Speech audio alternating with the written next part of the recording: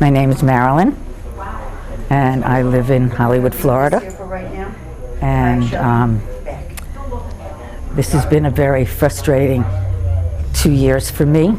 Someone who's been very active playing tennis and dancing and traveling halfway around the world. I find now that I can't do anything. I found out that planes have the same altitude as Colorado, and my daughter lives in Colorado, and I can't visit her.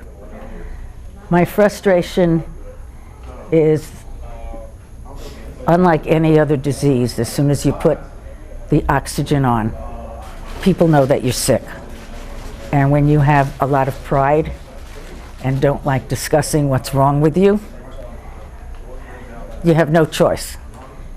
I was a smoker for too many years that I care to talk about, and that's the reason I'm sick.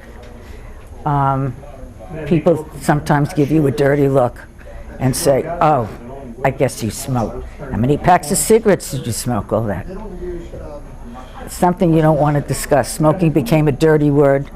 When I was 13, everybody, including my mom, smoked like 3 packs a day. She lived to be 90 and traveled also. I was not that lucky. So I also find that it's hard for doctors to listen to you when they take your oxygen level.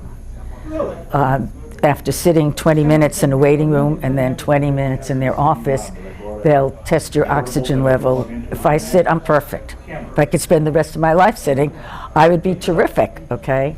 I try to explain, it's the walking. I can't walk from here to the end of the room without my oxygen. Nobody listens.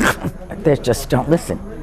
I recently took a test to see about flying and see how the altitude would be. And the gentleman came in from someplace, I don't know, he wasn't at the doctor's regular office. And I tried to explain to him, I'm okay sitting. I said, I took a plane ride to California. That was the last time I flew 2 years ago. I was terrific sitting.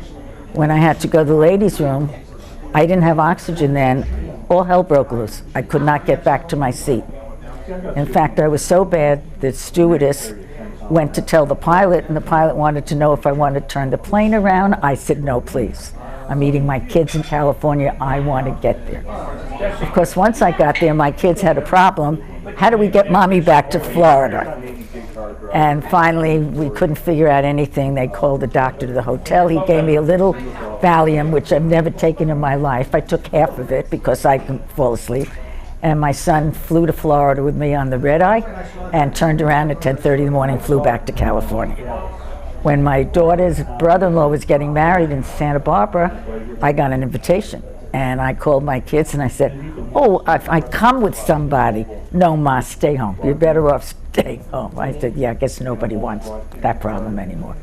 So when I did take that test and I told this guy, I said, taking it while I'm sitting is a waste of time.